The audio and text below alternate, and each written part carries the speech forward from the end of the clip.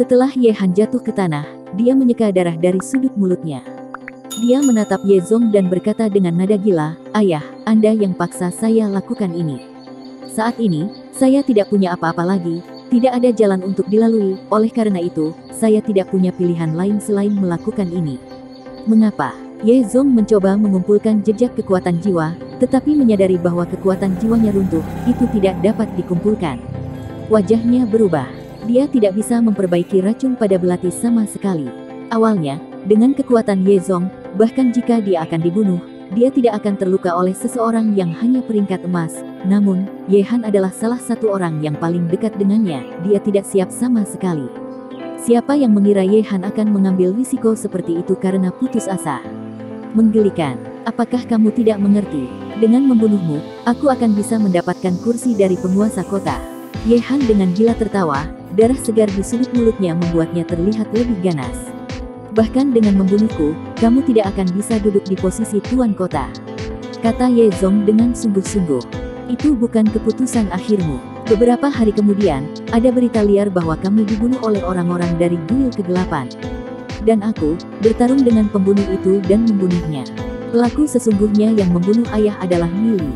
Tidak lama setelah itu, Guil Kegelapan akan melancarkan serangan terhadap keluarga angin salju.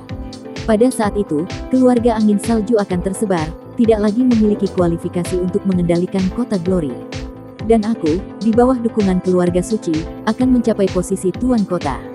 Ye Han dengan gila tertawa, "Ayah, jika Anda memberi saya posisi tuan kota, semua ini tidak akan terjadi. Kamu benar-benar berkolusi dengan Guil Kegelapan." Ye Zong terengah-engah. Racun itu sudah dengan cepat menyebar ke seluruh tubuhnya. Dia melawan racun sampai sekarang dengan alam jiwanya, dia tidak pernah berpikir bahwa racun itu akan begitu kejam. Terus, mengikuti Guil Kegelapan memiliki lebih banyak masa depan daripada mengikuti Anda. Kamu hanya ingin aku menjadi boneka City Lord. Kalau begitu Dark Guild bukan? Haha, dengan menjadi penguasa kota bonekamu, aku harus memikirkan cara untuk menyenangkanmu setiap hari, membungkuk pada tugas dan tidak menyusahkan sampai hari sekaratku. Ye Zong, tidakkah Anda merasa bosan hidup? Tapi menjadi penguasa boneka kota kegelapan, aku bisa melakukan apa yang aku inginkan, apapun yang aku mau, betapa bahagianya itu. Ye Han dengan marah tertawa. Ye Zong dipenuhi dengan penyesalan. Dia tidak pernah berpikir bahwa setelah bertahun-tahun bekerja keras dalam memelihara Ye Han, dia sebenarnya memelihara seekor harimau dan mengundang malapetaka. Mungkin itu bisa dianggap hukuman baginya. Melihat Ye Zong berjuang untuk menghidupi dirinya sendiri, Ye Han tersenyum, "Jangan repot-repot berjuang. Racun yang saya gunakan adalah ramuan lidah drakonik. Jenis racun ini dapat merenggut nyawa seseorang dalam waktu setengah jam dan akan memiliki efek yang lebih kuat dengan orang-orang dari suku naga. Ayah telah terintegrasi dengan roh iblis naga hitam skala bumi. Paling-paling, Anda hanya memiliki waktu 1/4 jam tersisa dan Anda akan mati dengan 7 lubang pendarahan Anda. Saat ini, aku takut kalau ayah bahkan tidak bisa mengumpulkan jejak kekuatan jiwa lagi." Ye Han bergerak mendekat ke Ye Zong, mengangkat belati dan kemudian tanpa ampun melompat ke arahnya. Ye Zong meraung marah, tubuhnya buru-buru menjalani transformasi dan berubah menjadi iblis kera besar angin salju, melemparkan telapak tangan ke arah Ye Han. Ye Han tidak pernah menyangka Ye Zong masih memiliki energi untuk bertarung, dia terkejut di hatinya dan dengan cepat bergabung dengan naga tanah bertanduk emasnya. Kedua tinju bertabrakan, aura agung meledak ke daerah sekitarnya. Tubuh Ye Han tidak bisa menahan dan terbang keluar sampai menabrak dinding ruang belajar. Seluruh dinding hancur, Ye Han terbang puluhan meter sebelum berhenti. Mata Ye Han menunjukkan jejak ketakutan yang mendalam. Setelah bertukar tinju, ia menderita banyak luka, namun, ia tidak peduli dengan luka beratnya saat ini. Dia menatap Ye Zong, yang berada di tengah ruang belajar. Mengapa kera besar angin salju dan bukan naga bumi skala hitam? Ye Han dengan marah, tidak percaya apa yang dilihatnya. Dia tidak pernah berpikir bahwa Ye Zong akan berintegrasi dengan kera besar angin salju begitu cepat dan meninggalkan naga bumi bersisik hitam aslinya. Jika itu adalah naga bumi skala hitam, racun dari ramuan lidah drakonik pasti sudah menyebabkannya kehilangan kekuatan. Namun, Ye Zong telah terintegrasi dengan iblis kera besar, yang menyebabkan racun sedikit melambat dan menyebabkan keributan seperti itu. Rencana itu tanpa cacat, tetapi hasilnya sama sekali tidak terduga. Siapa yang mengira Ye Zong akan meninggalkan naga bumi skala hitam yang telah ia gunakan begitu lama dan berintegrasi dengan kera besar angin salju? Keributan besar dari ruang belajar menyebabkan mansion kota menyala dan menjadi gusar. Pembunuh. Tangkap pembunuh itu. Para ahli dari City Lords Mansion bergegas ke ruang belajar. Wajah Ye Han menjadi kusam. Tidak mungkin menemukan kesempatan lain untuk membunuh Ye Zong. Dia berbalik dan dengan cepat berlari, dengan panik berlari menuju kegelapan. Para penjaga yang bergegas bertanya, "Tuan muda, kemana Anda akan pergi?" "Pergi dan lindungi ayahku dengan cepat, aku akan mengejar si pembunuh." Ye Han berteriak dan cepat berlari. Di ruang belajar, Ye Xiu dengan cepat bergegas. Setelah melihat Ye Zong, dia langsung menjadi cemas. Dia berpegangan pada Ye Zong yang bergetar dan dengan segera bertanya, "Tuan kota, bagaimana kabarmu?" Ini ulah Ye Han, dia berkolusi dengan kuil kegelapan. "Saya telah terpana dengan racun dari ramuan lidah drakonik, waktu saya tidak banyak. Cepat, bawa Ziyun dan Nili ke sini." Ye Zong bernafas, batuk seteguk darah. Ramuan lidah drakonik. Setelah mendengarkan kata-kata Ye Zong, Ye Xiu segera menjadi cemas. Tidak ada obat untuk racun ramuan lidah drakonik. Dia takut bahwa Ye Zong tidak akan bisa bertahan selama 1 jam, atau bahkan setengah jam sebelum racun itu merenggut nyawanya. "Cepat, panggil Ye Ziyun dan Nili," kata Ye Xiu ke arah penjaga yang bergegas. Hatinya dalam kabut. Dia tidak pernah berpikir bahwa itu adalah Ye Han. Ini semua salahnya karena tidak dapat mengekspos hati iblis Ye Han. Ye Xiu merasa sangat menyesal. Sangat cepat, Ye Ziyun bergegas masuk. Setelah melihat pemandangan di depannya, dia sedikit terkejut. Ye Ziyun bergegas ke sisi Ye Zong, memegang Ye Zong dan berteriak. Ye Zong menepuk bahu Ye Ziyun. Dia tidak pernah berpikir bahwa dia akan dibunuh oleh Ye Han. Jika dia mati, Ye Ziyun akan ditinggalkan sendirian. Memikirkan hal itu, Ye Zong tidak bisa menahan perasaan sakit di hatinya.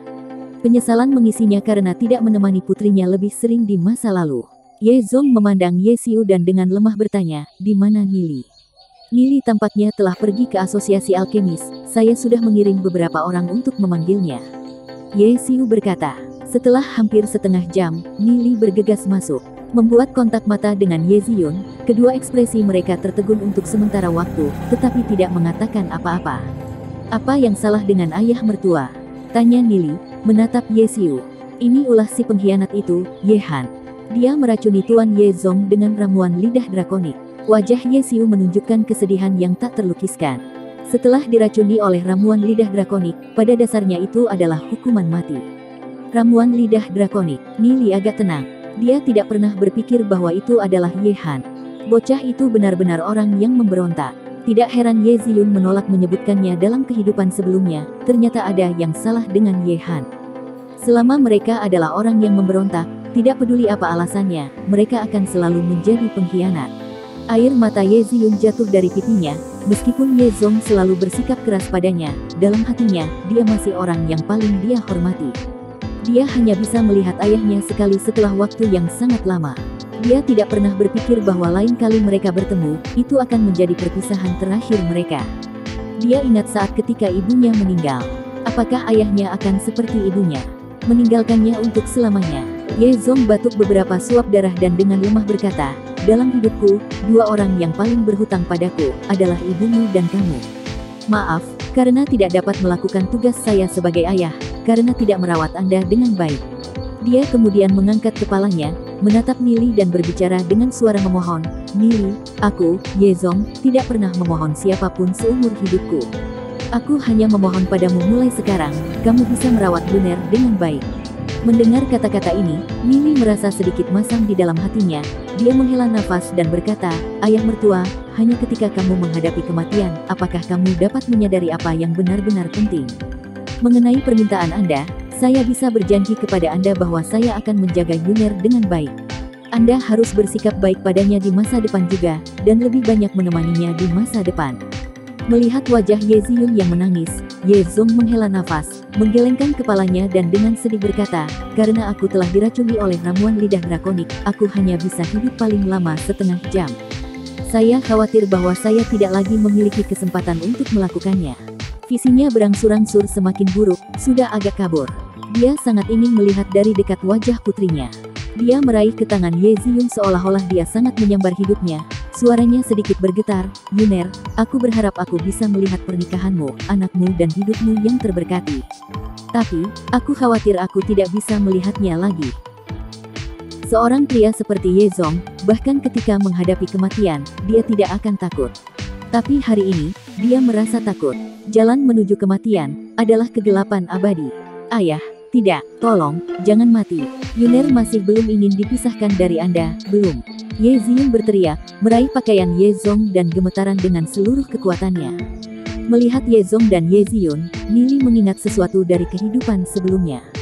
Dia pernah berada dalam situasi yang sama, meraih tangan ayahnya ketika ayahnya perlahan-lahan menutup matanya, air mata mengalir tak terkendali di wajahnya. Dia menyeka air mata di wajahnya dan menyeringai, kematian apa? Sungguh tidak menguntungkan. Diracuni oleh ramuan lidah drakonik hanya membuatnya terlihat seperti kematian. Mendengar kata-kata Nili, Ye Xiu dan Ye Ziyun tertegun. Kamu bisa menyelamatkan Tuan Kota. Mata Ye Xiu bersinar dengan sinar harapan. Nili, kamu bisa menyelamatkan ayahku. Saya mohon, tolong, selamatkan dia. Saya akan menyetujui apapun yang Anda minta dari saya, selama Anda bisa menyelamatkan ayah saya. Kata Ye Ziyun, menangis. Penampilan sedih Ye Ziyun menyebabkan hati Nili dipenuhi dengan belas kasihan. Insiden tidak menyenangkan yang terjadi pada sore hari telah hilang.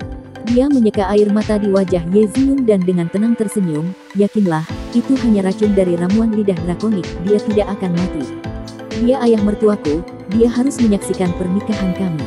Bahkan jika dia ingin mati lebih awal, aku tidak akan membiarkannya. Setelah berbicara, Nili mengumpulkan sejumlah kecil kekuatan jiwa ke jarinya dan meletakkannya di dada Ye Zong, perlahan-lahan menekan, meskipun toksisitas ramuan lidah drakonik kuat, itu tidak akan menyebabkan kematian. Itu hanya akan membuat seluruh tubuh orang lumpuh dan mengalami serangan jantung. Sebagai ahli peringkat emas hitam, selama tidak melebihi 10 hari, dia akan diselamatkan.